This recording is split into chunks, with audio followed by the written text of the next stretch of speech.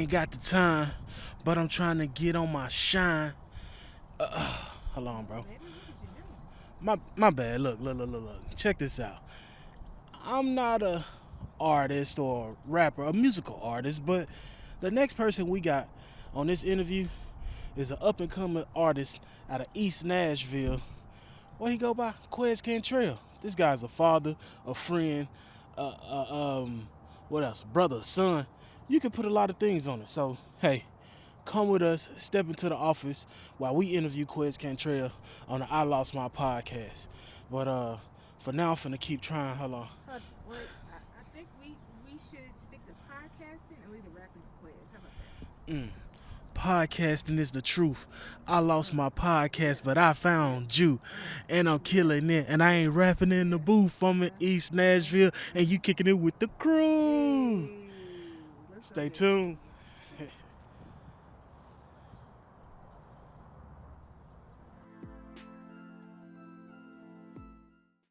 So what's up? First and foremost, I want to say thank you to our guest today, Quez Cantrell. Thank you for being on the podcast, brother. What's up, man? Thank you for having me.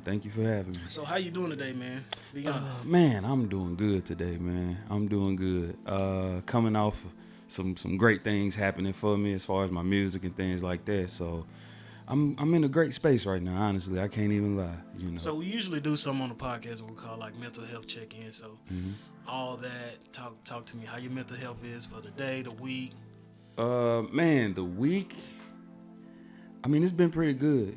You know, kind of coming off of doing a big show downtown. We got to perform downtown February 28th, 2022. So that was a big one for me. Getting ready for that was kind of stressful. You know, I had to block out a lot of distractions and focus and, you know, make myself be a lot more accountable for myself just to make sure that I'm showing up. So, but, you know, I would say my mental health is probably in the best state it's been in a while. You know what I mean? Cool. Yeah. So we like to keep it just transparent. We believe in at all stages, anybody's story or anybody's situation can help somebody. So just keep that in mind, and we're just gonna be open and honest in this whole podcast. All right. For sure. Straight up, introduce yourself and the loved ones that you'll be talking about today. Yeah, so like you said, I'm Quez Cantrell, Nashville artist, web designer, pretty much all around, man. I do a lot of different things, and specifically, I guess we'll be focusing on, you know, the loss of my father and my brother, 6 years apart, but both really play a big, they play a big role in just me doing what I'm doing now, who I am, the person that I've become. You know, they both were monumental losses for, you know, not only myself but my family. So those are the two I'm gonna be focusing on today. Cool. So which one was the most recent passing? And I know you said 6 years apart, so give us that timeline. So my brother passed July 8th, 2019. So that was the most recent. And then my father passed February 25th, 2013. So that was, you know, I was right in the middle of college, going into my last semester, actually. And it's a lot about that. You know, my father, he, you know, dealt with going to prison, incarceration, different things like that. So there were just different spouts of, I guess, losing him in, you know, increments, you know, before that final loss happened, you feel me? But yeah, so those are probably the two, roughly 6 years apart. So if you could you give us like who were they as people and what did they mean to like you? I know you said your dad was it was detrimental to the family, but who were they as people as far as family and to you? For sure. So my dad was really like the rock of the family. You know, he's the one that everybody leaned on, that everybody could call on. He could never turn people away. You know, he put himself last a lot, you know what I mean? So, my dad was pretty much the rock of the family. You know, the one that everybody ran to talk for guidance, for wisdom. You know, his story goes back coming from the projects, you know, being really young and having to adapt to that environment and have to, like, as a 12, 13-year-old, really have to jump out there and, you know, do certain things that kind of led him in a certain direction. Like I said, dealing with incarceration and things like that. So my dad, that's who my dad was, you know, just kind of the one that was before his time, but that had to step up, sacrificed a lot of himself and his own goals, his own time, and you know, things like that to make sure that we were straight, that his mom was straight, you know, his brothers, you know, all those type of things. And my younger brother, he was the baby of the family, you know, the star athlete, the class clown. Yeah, he was a lot of different things. He was the one that was always fun. He was rambunctious. He was, man, he loved being out in the streets, and, you know what I'm saying, just he loved people, you know what I mean? He loved, it don't matter what you know, what you had, what status you were, you know, the highest to the lowest, he just loved people, you know what I mean? Like you said, I remember, I know you personally, so I know a lot of times him being a star athlete and y'all was playing ball around the same time, he got most of the shine, right? For sure. I mean, yeah, he definitely got most of the shine just because of the position he played. You know, growing up, he was a quarterback and he was a running back. He played point guard. You know, he started as a freshman in high school for Maplewood, like varsity. You know what I mean? So, yeah, he was the man child. You know what I'm saying? He was the one as soon as he stepped on the field. Half amazing. Yeah, man. As soon as he stepped on the field, he was ready. You know what I mean? So, yeah, that was kind of his calling. You know. That's cool. So what's if you could give me like, what's a memory that comes to mind of each, like a great memory that you just like, all right, this is in me because we did this, or dad gave me this. Just what's a good memory that comes to mind when you think of? Man, when I think of my dad, I think of two memories in particular. One, we went to he took us to the Titans playoff game the first year, the Music City Miracle, and you know the tickets it was the last minute, so we got what we could get. We was literally on like the second or third to the last row, so we like at the top. You know what I'm saying? Y'all nose bleeding Man, at this I'm time. talking about running. You feel me? But so yeah, that was a good memory. He actually, like, you know, remember the Titans was losing, so he like, man, all right, we need to go because we parked in the project, so we got a little stroll. And I remember my younger brother, he was like, nah, daddy, they gonna score. And he was like, nah, come on, let's go. We got all the way to the gate, walked out the gate. As you know, the Titans ran it back, Music City Miracle. And we ran back to the gate, you know what I'm saying? They let us back in. We had to watch the replay on Jumbotron. I just remember my brother being like, I told you, you know what I'm saying? So that was a dope memory. And then also, like, my dad, we connected a lot on shoes. He loved Jordans.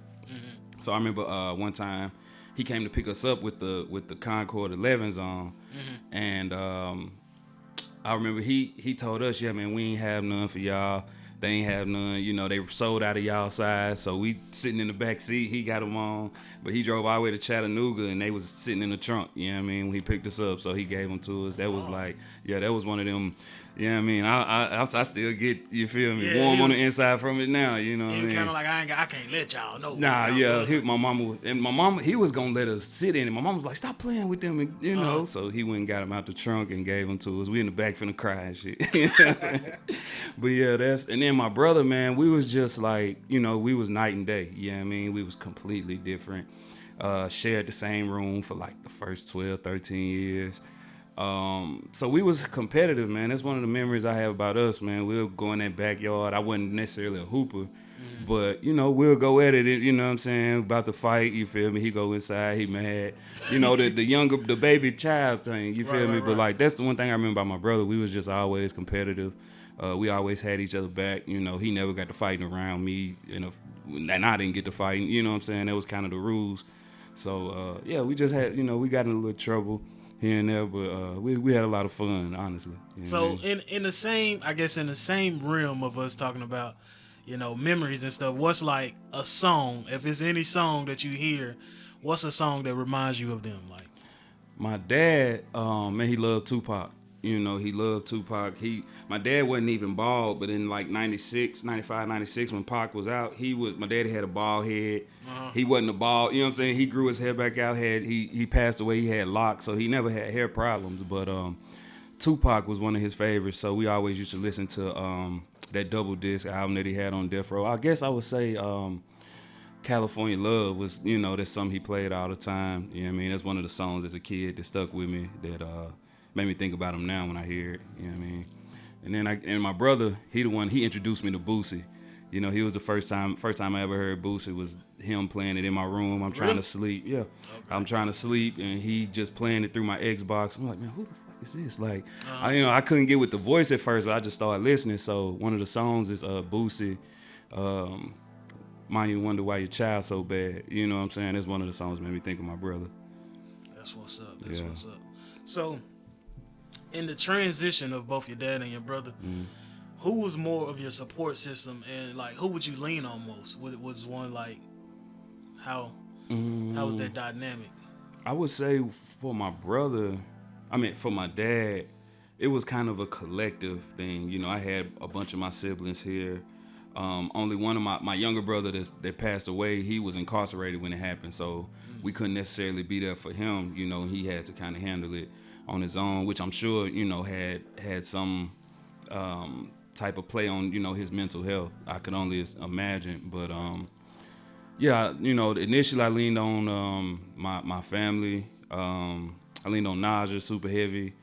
Even I remember I was trying to read like what I wrote to go to the funeral, and I couldn't get through it. I kept breaking down every time, and she was just kind of right there, you know, like rubbing my back, let me know I can do it. You feel me? And I pulled it off at the funeral. But yeah, that's who I leaned on then. And then with my brother, I think I just took a different approach. You know, I was like so upset that I ain't lean on nobody. Okay. You know what I'm saying? I kind of just because in the manner of the way that he passed, you know, he didn't just pass away, you feel me? He was taken away. So it was like a lot of anger that came behind that. And, you know, I honestly had to be there for other people, you know what I mean? Yeah. My brother wasn't here, my pop's gone, so I had to become that rock, you know what I mean? And yeah, that was tough because it was like I couldn't even grieve myself, you know what I mean? Because I was just trying to make everybody feel like it was gonna be okay, even if it wasn't, you know what I'm saying? So yeah, that was kind of yeah, I ain't really lean on nobody at the time, or I didn't give people an opportunity to allow, or I didn't give myself the freedom to lean on people, you know what I'm saying? I kind of pushed people away. So that was more so pushing them away in the passing of your brother, right? For sure. So I didn't mean to cut you off. Nah, you Gucci. It's the point I gotta talk about. So when you say you leaned on somebody, how did that look? Was it an open lean? Was it a stubborn lean? Like you halfway in, you halfway out? Like, be honest, was you halfway in? I don't think I've ever fully leaned on nobody. Okay. You know what I'm saying? I think I'm too prideful, I guess. You know what I'm saying? To just let myself fully lean on somebody. You know what I mean? Because I'm used to people leaning on me, so I don't even know what it's like to give somebody, you know, that opportunity to be there for me. You know what I mean? So yeah, I would say it was more so, or it might have just been like the perception of leaning on people. You know what I'm saying? They hit me up, how you doing? I mean, I'm good. You know what I'm saying? Even though I'm not, you feel me? I'm telling everybody I'm good, but everybody knows that I'm not. They seeing it in my demeanor, seeing it in the way that I grieved. You know, I smoked a lot. I stayed in the house. I didn't want to go I stopped being social, stopped answering the phone, I stopped texting. You know, I just became kind of a ghost, I guess, in a sense, you feel me? You know, it was kind of like a part of myself got lost, so I just felt like I didn't even know who I was, and I know I still had this anger, you know what I'm saying, and this feeling on my heart, and I didn't want that to spill over on other people, so I just kind of sat with it myself. Right. You know So I know it's a song when you said you're very prideful. It's a thing where J. Cole said, "Pride will be the death of me, death of you, death of me, one of them." But I want you to know, and I want to hear you say or agree that you know, like you can lean on somebody, for right? sure. At this point, and it's a process. You know what I'm saying? You got to find that person. It's trial and error. Sometimes we fail as men. What's up, ILM? I lost my podcast listeners and viewers. I gotta take this moment just to tell you we need your help. Support us, support the podcast, be a super listener, a super viewer. All you have to do is donate anything. Penny, dollar, nickel, it doesn't matter. We appreciate it all. And it's simple to do. All you have to do is go to PayPal, Cash App, or Venmo and type in I Lost My Podcast, all lowercase. That's right, I Lost My Podcast, all lowercase. It's simple. We're trying to grow this channel. We want to grow with you. And you want to see us do better things, right? Come on, we need better equipment. But until then, we're gonna let you get back to this podcast. I know it's interesting, right? Yeah, I know. And I can speak for myself because I was in a situation weeks ago where I was just, excuse me, but I was just like, man, it's just going crazy. But even in that situation, I found a couple people to reach out to, and I got some unwarranted or unwanted, feelings and kickback. But it's okay because for that one, it was like one person that I was just like, damn, damn, bro. But for that one, I had like three more that was just like, no, keep going. It's okay. Feel what you feel. So don't ever be too prideful to feel like you can't talk to nobody. So I just had to put that out there. No, I appreciate that. No problem. And so just for the audience and the listeners, the viewers and listeners, how did your brother and your dad pass? So my dad passed of an apparent heart attack. We still not too sure. It was a lot of unanswered questions around that situation. So I don't really dive too much into that. But when people ask, I just say it was a health type of situation. Okay. And my brother was actually murdered. Drug. As the news says it, drug deal gone bad. Right. And then, man, I just had to go through. The trial for that situation just started. So, last month, we really had to sit in the courtroom and hear all these things, hear about where he was shot, the people that were involved. You know what I'm saying? As far as they know, right. You feel me? Of course, we know a little more. Then we know a little more. Let me just say that. But it was tough. You feel me? So just hearing the specifics about that situation. My dad apparently passing of a heart attack, a year out of prison. And then my brother, I think he was maybe a year and a half, 2 years out of prison when he passed away. So or jail.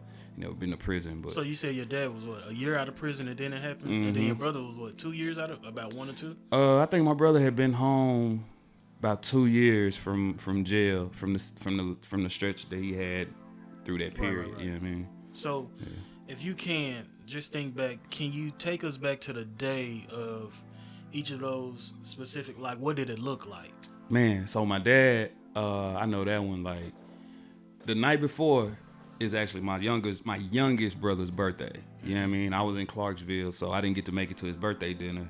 But I was studying for a test. I was in computer science. I had a big test the next day, so I kind of just ignored my phone for a minute. And I remember my dad called me probably 8 o'clock at night, you know what I mean? And I'm right in the middle of studying. So I'm like, all right, I'm probably be done in 30 minutes. I'll just hit him back. 30 minutes turned into about 10:30. I was like, all right, I'll just talk to him in the morning.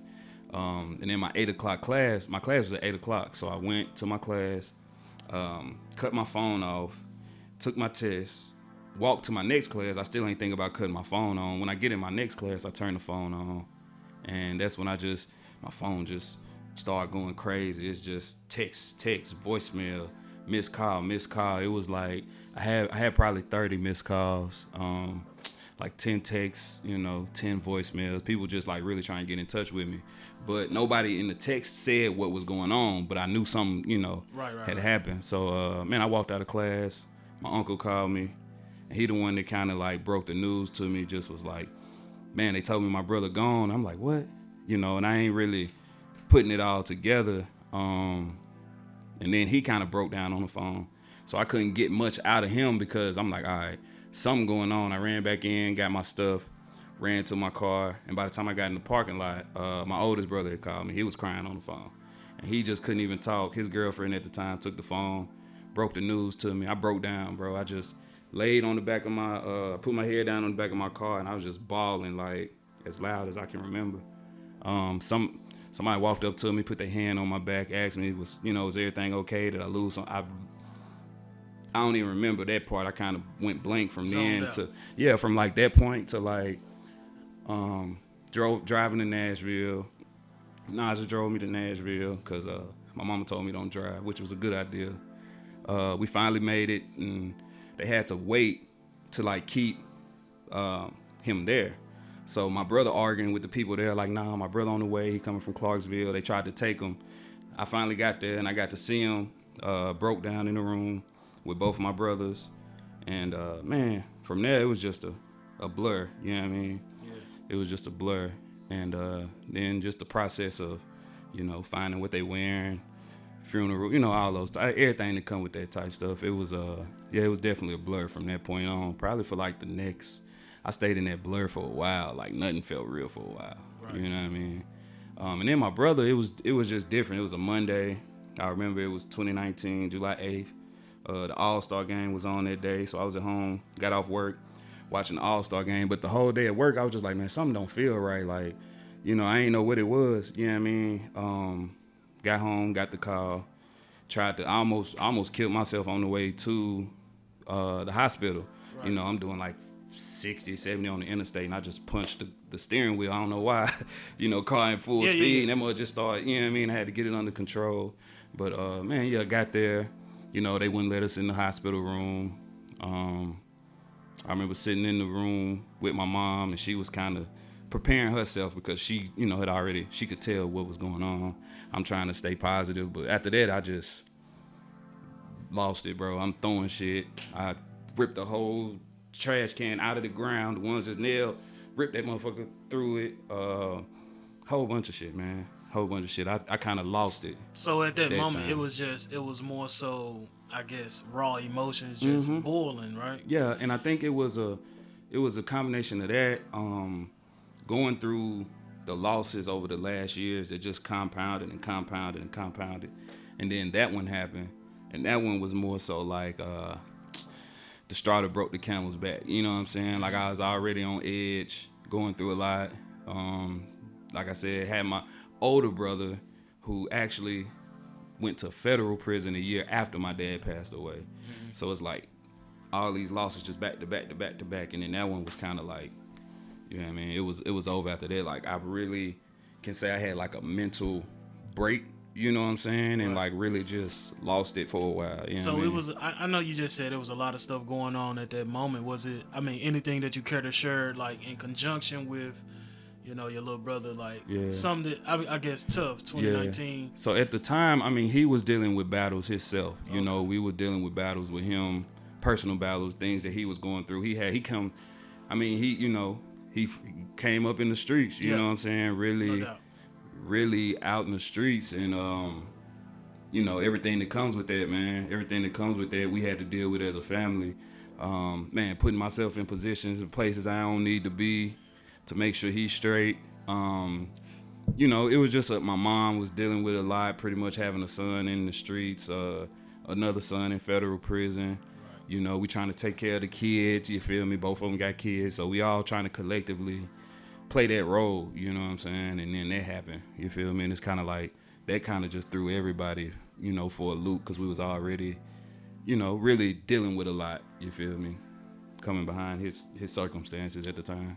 So as far as those passing, how has losing them like affected you? So how has the dynamic changed in your household and with your family as a whole, So it's a little different. I would say with my dad, that was different because we didn't have a child. We were in college. So it was a little different. It really made me more focused. You know what I'm saying? Like I said, I was a year or a semester away from, getting my computer science degree. So it kind of just made me like lock in and like, all right, I got to make him proud. Because this is all we talked about, getting this degree, coming home. My dad was an entrepreneur. I was coming home with a computer science degree. So we had plans of business. He wrote a book. He wanted me to type his book out, which I still have. So yeah, it was a little different as far as my household at the time. My relationship definitely suffered, you know what I'm saying? But that's more so, I guess I would say based on where my focus was at the time, you know so what I'm you saying? say relationship, which relationship? My relationship with Naja. So like my, boyfriend, girlfriend relationship suffered at the time. And it was more so, like I said, just a focus type thing. But losing my brother, that affected my relationship a lot because it kind of, like I said, I had all of this anger and resentment and, all of those negative terms built up in me, and they poured, hurt people, you know what I mean? And that's a true statement. So, yeah, it kind of just, I grew a lot more distant. Lack of communication, not really wanting to be bothered, short temper, so a lot of arguments and things like that, you know what I'm saying? Went through all that basically. So it's 5 stages of grief, and the stages are denial, anger, depression, bargaining, acceptance. So I'm gonna ask which ones have you experienced, which you kind of just touched on. Anger, which I haven't. A lot of people I haven't heard them say anger. Touch on any of those. Anger, you can start with anger, but any other ones that denial, and if you need help. For sure. So I'll start with anger. That one was, I guess it initially with my dad it was anger, but that turned into drive. You know what I'm saying? It turned into purpose. It turned into focus. So I took that energy of anger and I didn't really let it bleed out into everything else. I just used it for fuel. You know what I'm saying? But with my brother, that was a completely different situation, because he was murdered. So I dealt with I stopped sleeping. And I actually stopped sleeping when my dad passed away, stopped getting good sleep. So I probably ain't had I know I hear Lito say it all the time, he ain't had good sleep in years. It's I really ain't had a good night of sleep since 2014 for real. Okay. Then I had a daughter after that. So I really stopped sleeping, you know what I'm saying? But with my brother, man, it was a sleep thing. I remember I used to, take melatonin to go to sleep. And I remember I just started having crazy dreams about him, about the situation, and it was different variations. It's, me in his position and I'm the one getting killed. It was, me and the dude who done it and I'm killing him, and you know what I'm saying? It's and it felt real, bro. So when I'm in them dreams, I'm waking up I'm waking up in real deal sweat, I'm soaking the sheets up, you know what I'm saying? And so I stopped sleeping after that. I wake up at I had a dream probably 2-3 times a week. So every night I'm waking up 2 or 3 o'clock in the morning, go in my living room, I write, because I got back deeper into music. Okay. But then I would smoke, you feel me? So I'm sitting there at 2-3 o'clock in the morning, smoke blowing it down, I ain't got to go to work in a couple of hours, you know what I mean? But it kind of just became a part of my normal routine. So the anger from my brother's situation, just kind of bled out into different things. It made me, like I said, a lot more sporadic. But I poured a lot of that anger into my music, honestly. And that, that gave me some type of purpose for it. But it took a while for me to even get to that point. Okay, you know what I mean? As far as have you experienced denial or depression? So denial, I would say the denial came initially when it first happened. Like I said, because I didn't give myself, I guess I would say, permission to experience what I was really feeling. I'm telling myself I ain't really that sad. I ain't, you know what I mean? But when everybody leave, I'm at the house breaking down, you know what I mean? Going through it. And, my mama crying, so I'm there holding her. Even at the funeral, I cried. But if you ask anybody that was at the funeral, they'll tell you I was consoling the other people, you know what I'm saying? The guests, and you feel me? So I didn't really give myself the space to grieve, which turns into denial, because you start telling yourself I'm cool, I'm alright. You start thinking once I don't cry about it, I don't feel it anymore. You dig what I'm saying? But it's then I would get to a point where something would happen and I would break down. I kept having these backslides of circumstances that kept pulling me back into grief. So it was all right, I need to deal with this some type of way. Right. You know what I'm saying? So real quick, with that denial, do you think that kind of, because you wouldn't, I think the denial and acceptance go together. Were you more was that more pushing you to, smoke and kind of become detached? Would you? For sure. Would you say? For sure. I stopped. I kind of took mentally, I wasn't really in, and I use this terminology, this realm. Mm-hmm. You know what I'm saying? Right. I was, and when I was in this realm, I would do anything to escape it. Ooh. So that's why I'm rolling up back to back, all day, because I just don't want to feel nothing. I don't even want to be fully in my mind, because I can't distract myself from what's going on if I'm fully here. You dig what I'm saying? I got you. Yeah. So how did it, now I guess where you are, do you feel like that was appropriate, or do you have any, drawbacks from it? Yeah, time. You lose time when you do that. You lose the focus on the things that matter. You know what I'm saying? In my time going through those things, my family, my household, people suffered because they had to learn how to, or they had to, like, I wasn't an option for certain things. You can't really go to Quez to have that conversation because he's not that version of himself anymore. You know what I'm saying? And then even knowing that I'm this different version of myself, it was difficult because it's like I'm going around people and mentally I'm thinking, damn, they thinking like I ain't even me no more. Because, you know what I'm saying? And it's like, damn, but I'm not me no more. I'm a completely, you know what I mean? So then you grieving, you're not just grieving the death of the person who passed, you grieving the death of who you were and the innocence that you lost, you know, through this circumstance. Cause like, that's really what it is when somebody dies in, you know, that type of manner, manner, you lose a little bit of the innocence in your side of yourself. You become a little more like, I don't even know what the word is, but you just lose that. You not as naive, you know what I mean? So it's like when I stopped wanting to go out the house, we stopped going out on dates, we stopped taking trips, because at the end of the day, I'm thinking about if I go out there and something happened to somebody, I'm thinking how far I'm gonna have to go with somebody, because you know what I mean? It got that close to me, and I can't let nothing like that happen around So me. was that depression, I guess, setting in, or? Yeah, I mean, I was depressed when it happened. I was already battling depression when it happened. Because when I lost my dad, I didn't get any help. You know what I mean? This was in 2013, so the conversation around depression and therapy and counseling was different then. Yeah. You know what I'm saying? Nobody was in my ear saying, man, you need to go talk to somebody. You need to go, you know what I'm saying? And I just went the next couple of years and thinking, all right, I'm succeeding.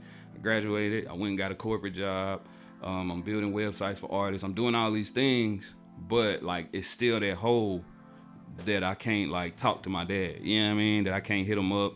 I'm all of these things we talked about. I'm having to do it by myself. So it don't even it took the joy out of a lot of the accomplishments that I was getting. You know what I mean? So is there any days, like birthdays, months, that's just like the hardest for you, and when is those times? Man, I would say it's crazy because my body kind of tells me, you know what I'm saying, before my mind recognizes what it is. So like this past month, like I said, my dad's death day, my brother's murder case, and my older brother just came home from prison too. So those are like three very, not to say the last one ain't really a traumatic experience, but it's just the end of a traumatic experience. So it's like I'm dealing with all of these, and my sleep pattern got off. I'm focused on doing a show, but I'm trying to figure out, why am I smoking so much? Why am I getting back into that bad habit? Because I stopped smoking. And I kind of just fell back into that pattern. And then once I came up on the weeks, I'm like, dang, my dad, death day coming up. And then we got this trial. And then my brother, I was like, that's why I'm doing all this subconsciously. You know what I'm saying? I was trying to escape because I know what's coming my way. So you felt it before, and it seems like at that moment you was like, your body was already coded. Like, I went into this, I did this before, so it's only right because I don't want to think about this stuff. Yeah. So I mean, that's a big thing with losing somebody. The only thing I could suggest, like, I'm no therapist or anything, but like, if you can, you know, I just finished the book Atomic Habits, which is a great book. But if you can, you got to redirect yourself around them times. Even if it's like, if you say he was an entrepreneur, if he like cutting hair, you like, well, at this moment, I'm finna give out 5 haircuts or something. Or if your brother played football, you like, at this moment, I'm about to get my boys. That's hard. And we about to just play all out touch football and see who got it. But you just got to redirect. Yeah, you got the power to do that. Yeah. You know, I would say like in the last month, dealing with all of those were extreme lows, except for my brother coming home. But then I had like in the same day, like I had to go to the court for the trial of my brother, leave there during the recession, go to 101.1, and I was on the radio announcing a new show with Scooby. I mean, a show that I had. So I talked to Dola White. You know, that was my first time being on the radio, big moment. Then I had to go back to the court and hear the judgment. So it's like I went from like you know what I'm saying? But I think experiencing all of those highs with those lows made me realize that I got the power to like find the balance in between. You know what I'm saying? Not get too high to where like I'm ignoring all of this real shit that's going on. Yeah. But not get so low to where I can't appreciate what else is going on in my life. You know what I mean? So, hold on, my bad. No, you good. Excuse me. So to kind of get in the mind of, I don't want to say the menace, but you know, it just sound cool to say. But to get into the mind of the menace, or can you think of a time when you saw someone grieve, and what did that look like to you? Like, was it a good experience, a bad experience? Like if you can go before all of this, Yeah. like what is your experience with seeing someone grieve? I'll go back to my first experience when I was in 8th grade. My older brother, he was in 9th going to 10th grade, and he had a friend that was pretty much like his brother. You know what I'm saying? Like, he called my granny. We call him Big Justin. He was 10th grade, 6'7", 350 or something like that. You know what I mean? Yeah. Like, supposed to go pro. Or like, you know, he just already had that makeup of somebody that you can see making it to that level.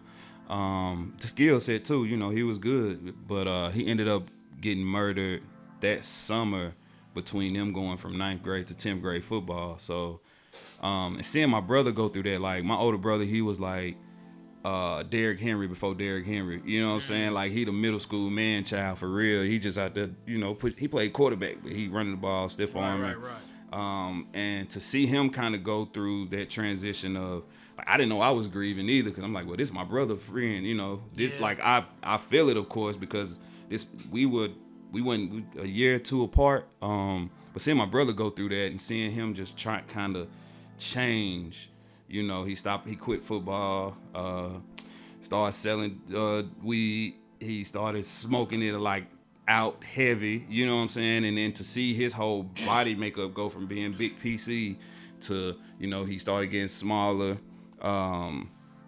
That was my first experience seeing what that looked like, but I didn't know what it was. I'm just like, okay, we growing up, and that's what my brother doing now. You know, I'm not realizing that he's just a teenager dealing with grief itself. You know what I mean? So the biggest thing is, I guess, would you say you took that same form? Because in a sense, you said like he started smoking, and you took that same form. Because I think we got what's crazy is, because we do have older siblings, you look and you see like, well, they went through it, and subliminally, or we're like connected, and we're like, yo, I seen this, I might do the same thing. Like you probably unconsciously just was like, big bro did this, I know I need to go through it. It's like, it's more like, just think of it like when you come in and playing for a team, like, you only know the plays for the playbook that they got. You know what I mean? So that's the playbook that we get handed down generationally. How do we deal with pain? Well, we drink it away, we smoke it away, we act like it don't exist. And if you never shown this other side of how to do things, like if we ran wing T my whole life and I was shown how to run the spread, I would be more knowledgeable, and I'd probably be like, well, this is more, you know, that we get more done with this playbook than this playbook. But we never got this playbook because everybody in our past, our whole family, generation after generation after generation, we only know this one way how to deal with it. Right. You know what I mean? So this is a question.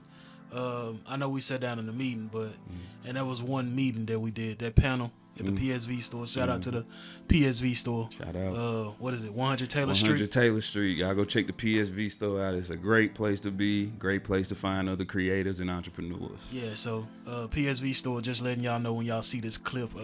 We need to get that TV spotlight in the store. Nah, just. Hey. Nah, for real. But for real. But nevertheless, this next question, it goes into like what we handled that day when we sat down and had that men's talk, which was great. I loved it. For sure. It was great. But be honest, do you feel like you are allowed a space as a man first to grieve and, you know, get things out? And my bad. And secondly, as a black man. I mean, I don't feel like we're allowed that space, but we got to make that space for ourselves. You know what I mean? Like, regardless of what we're allowed, you know, men are very prideful and we have egos. So we don't want to show that side of ourselves because we still have to come back to this being this rock. You know what I mean? So sometimes showing our lady or showing our parents or showing our children, younger siblings, this vulnerable side of us, we think that they'll never see me as this empowered person again.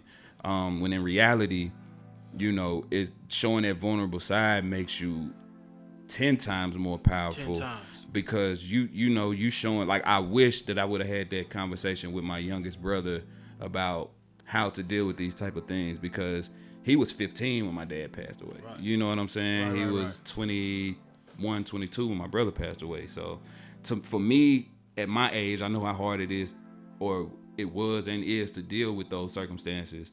I wish I could have shown him that it's okay to feel that way. You know what I mean? You ain't got to try to man up because I'm trying to man up. You know what I'm saying? Right. When really being a man is more so like being honest. You know what I'm saying? So we got to create them spaces for ourselves. Oh, hey guys. Hey. Sorry to interrupt your viewing of this podcast or listening to this podcast, but I have to say that if you want to be a super listener and support us, our improvements to our channel as we upgrade, the more that we put out things on our platform, feel free to contribute whatever you feel like contributing, if any, to our Cash App, PayPal, and Venmo.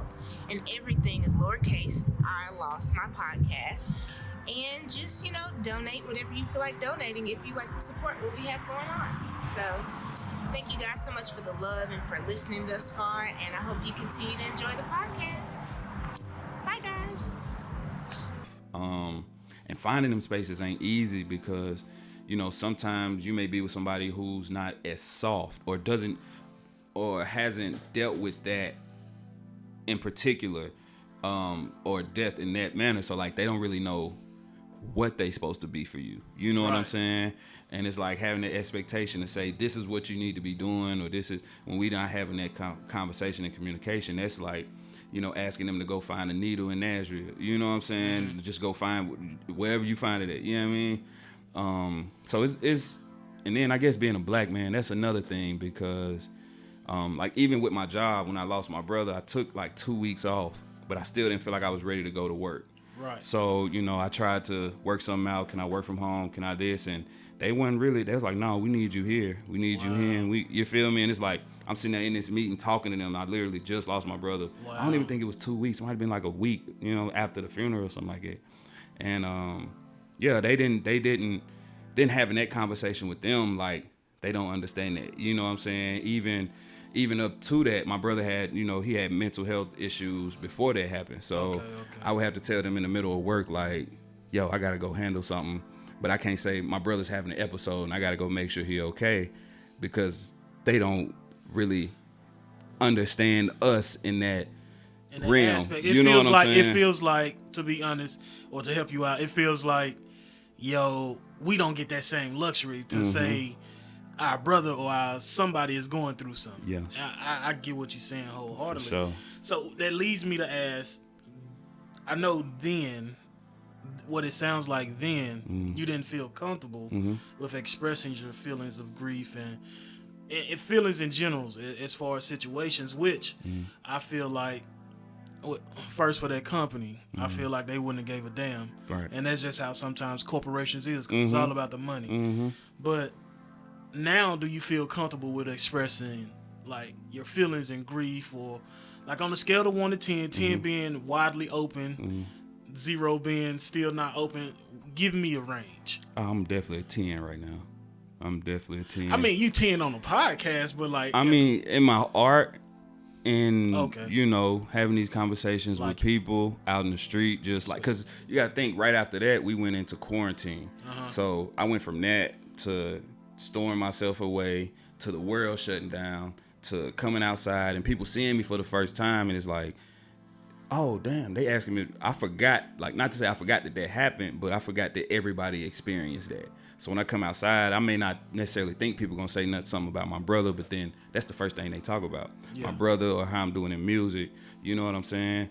But I would say, like, I'm an open book as far as like just through that process. You know what I mean? I've gotten to the point of where I feel like I'm powerful enough to sit and have the conversation without breaking down, without not being able to format my ideas, or like I'm removed enough to be able to look back and see the situation and step outside of myself, see how what I did affected other people. You know what I'm saying? And how me taking myself away from people affected our relationships, our friendships. You know what I'm saying? Those type of things. So like. So what pressures of the world do you feel like became more daunting since losing them? Like, what was the hard, I guess, what felt like it was just crushing you? Just showing up, bro. Just showing up. You know what I'm saying? Getting out of the house. You feel me? Answering the phone, responding to text messages. Going into work and having like just regular conversations with people. Like, everything felt like too much. You know what I mean? It felt like too much to ask, you feel me?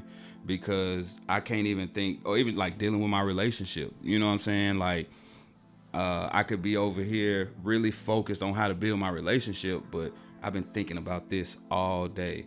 You know what I'm saying? And it's like, so when I'm asked a question, I haven't even had that thought, because what my mind is on is literally in this realm of darkness. Wrapped up in it. Yeah, it's wrapped up in it. You know what I'm saying? And it's like, and then you start to feel like you a cloud. You start to feel like you a walking cloud, so you don't really want to be around nobody. You know what I'm saying? Burden. Because I don't want to, man, somebody might have something great going on in their life, but then, you know, I may not be able to show my excitement for it because I'm dying inside. You know what I mean? And I'm really like, and even to go deeper, like, I'm trying not to have the type of thoughts that I'm having, you feel me? Like, I had suicidal thoughts, all that type shit. You know what I'm saying? Yeah, it got real dark. So, and then, you know, you don't want people worrying about you, so you don't even want to have those type of conversations. You know what I mean? Because you don't want to be babysat. You know what I mean? You don't want to have people, like I said, I stopped answering the phone, so it's like, how does that look on that other side? How does that look to them that I'm not answering the phone, even though I just can't articulate what I'm dealing with right now? Gotcha. You know what I mean? Gotcha. Yeah. That's actually great, man. So, when was the last time? When was the last time that you cried, man?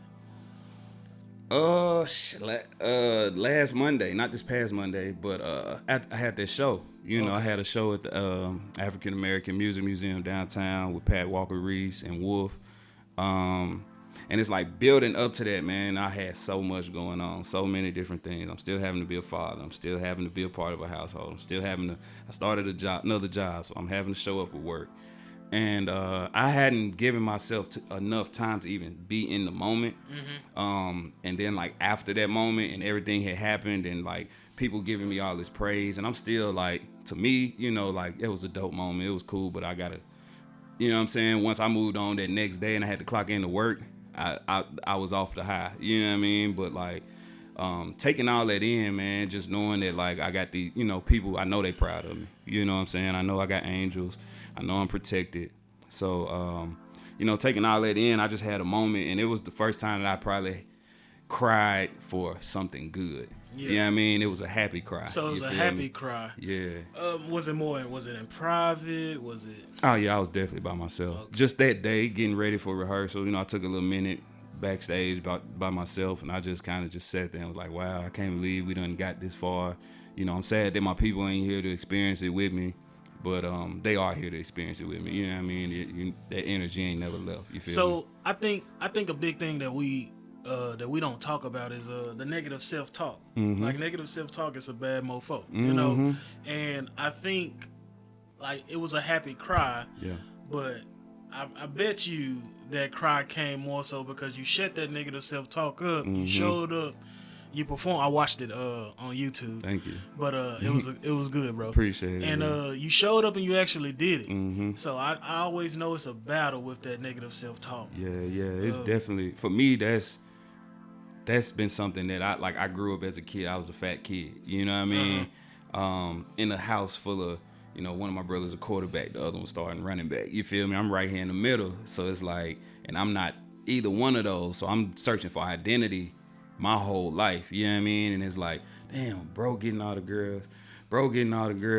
I won't even jump off the porch to try because I'm just in my head so much, you know what I mean? So it's like I always had that other voice inside of me that's that's like asking me like, bro, are you really who you think you are? Are you know what I mean? They say you can do this well, but can you really? Or they just saying Right. it? You know what I mean? But in actuality, from the position you played, you was actually the protector for both of their positions. For sure. So, and you took on that form even when both of them was in certain positions. Man. So, Ain't life poetic, bro? the grand scheme of things. So, Life as is much poetic, as we, man. Yeah. we don't know at the time, so For we sure. just, It was building something in me. It was building something to be this version of who I need to be now. You know what I mean? Yeah. Yeah. So, have you ever sought out therapy, and what are your thoughts on it? Yeah, I went to therapy for a few months last year, and I would say it was one of the best decisions I ever made. But then I kind of, like I said, that self-talk, like, am I really getting something out of this? And,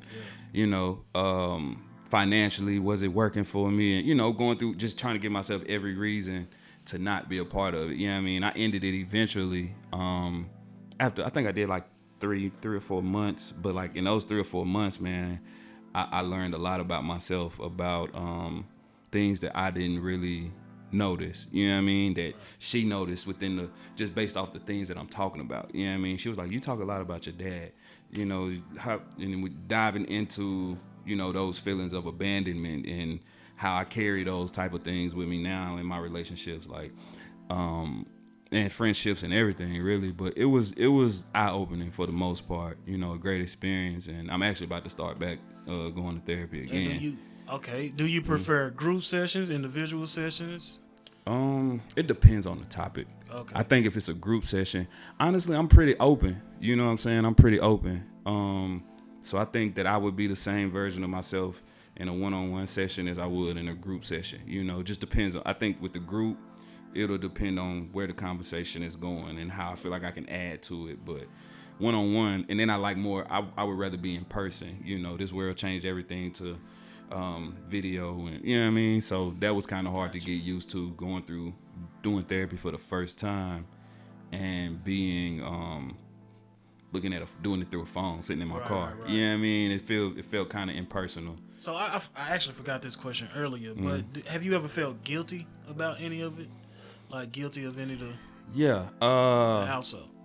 My dad's situation, I felt guilty just by, like I said, not picking up that phone the night before. You know what I'm saying? Yeah. I don't really know what he wanted, or what, what that conversation would have been like. So I felt a lot of guilt with that. And then my younger brother, like, I felt a lot of guilt because, as an older brother, you kind of unofficially have to guide your brother. Yeah. You know what I'm saying? Not even unofficially, but like, once my older brother was, he went to the penitentiary in like 06, 07. So I was like 17, 18. He was like 19 or 20 or something like that. And then my younger brother, trying to guide him, but it's only so much guidance that you can do. Give. You know what I mean? So they got to learn on their own. Yeah, and he made certain decisions. He really jumped off the porch super early. And so, like, I felt a lot of guilt by that, just like, damn, was I there enough? I used to just text him randomly and be like, bro, I'm sorry if I wasn't there for you. He like, he like, what you talking about, bro? You always been there for me. Like, yeah. You're like, bro, I tried to be like you. I just, you know what I mean? That just wasn't me, you know what I mean? But like, it's like that, like watching film and you think about that play where you could have done something different. You know what I mean? Right. It's that feeling that you still carry with you that you just can't do nothing about. You know what I mean? Regardless of what type of acceptance you give it, you know what I mean? So what do you feel like you need as far as a support system going forward? Or, even with therapy, if you start therapy back, what do you feel like you need in a support system, even from your girl or even your child? If you need something from her, I mean, I know she's young, but for sure, even if you gotta, you like, hey, you need to sit down today. Yeah. What you need, man? I mean, I think it's kind of dynamic because one, I definitely need my space. I need my time because of. Not necessarily, I say it's because of what I do with music and how much time and how much that means to me and how much those circumstances drive me in that field. You know what I'm saying? So I would definitely say I need my time, I need my space, but I also need like affection. You know what I'm saying?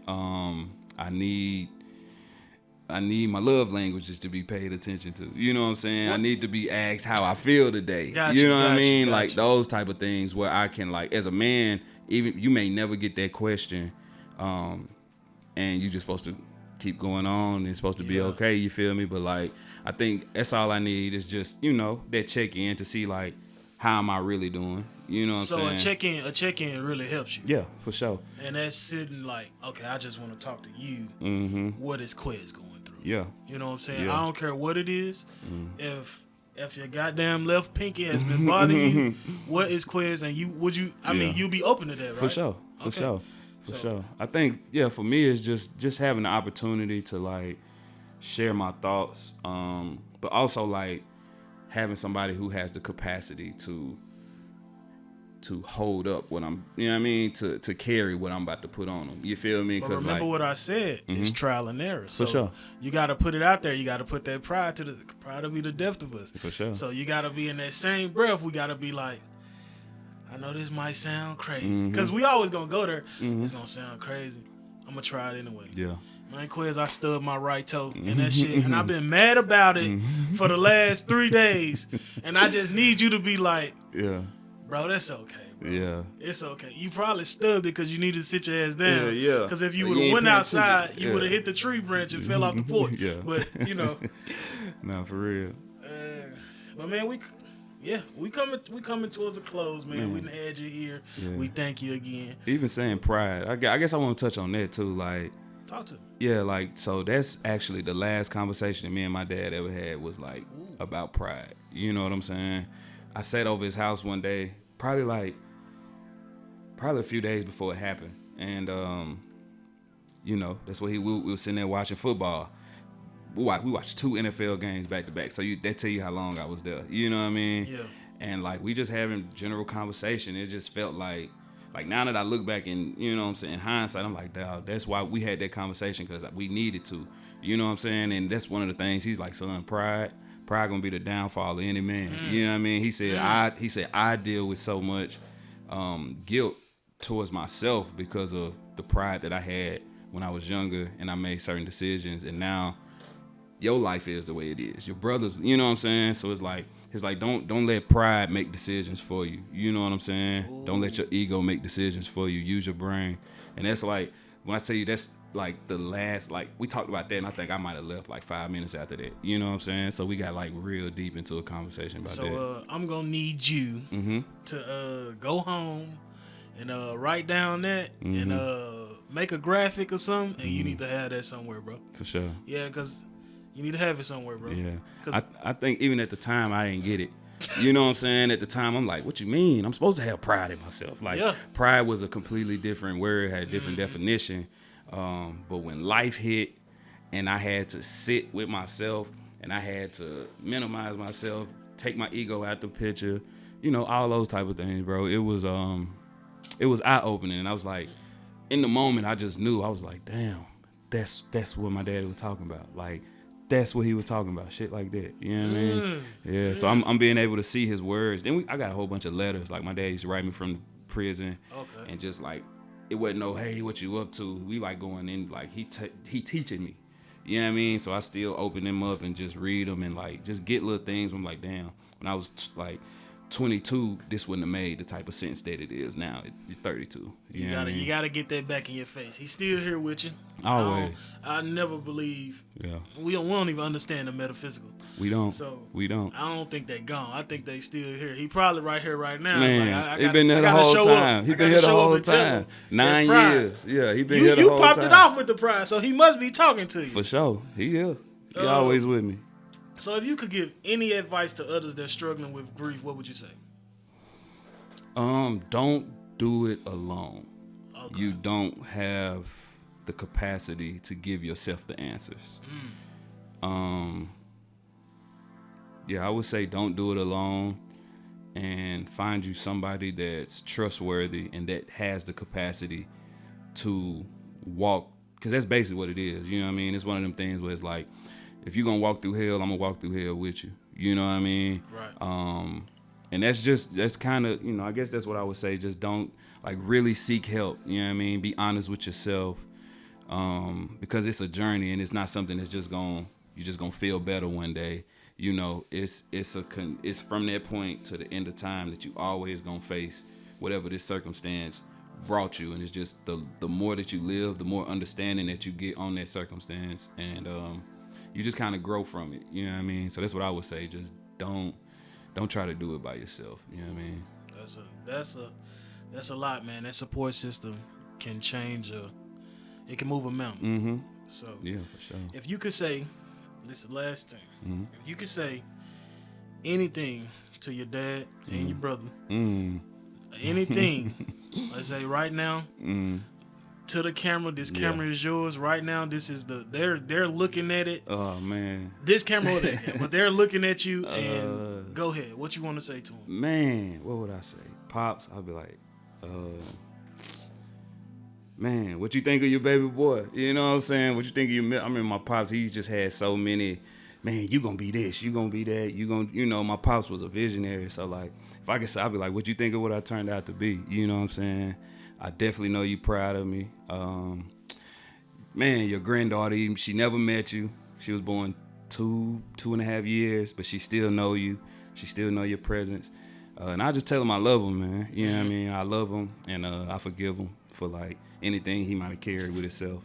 And my brother, man, I'd be like, boy, I wish you was here right now. I ain't gonna lie. Just on this music side, this was his dream. Oh. You know what I'm saying? He done music first. And that's how we got into doing music, just in the room.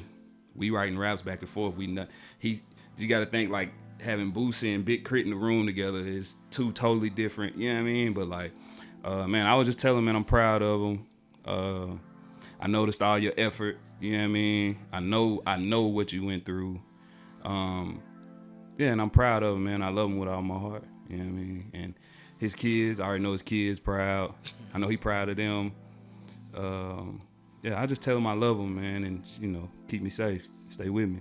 He's still blocking for you, little bro. Man, still. Hey, somebody got to block. Somebody got to block. Somebody got to block. So, that's about it, bro.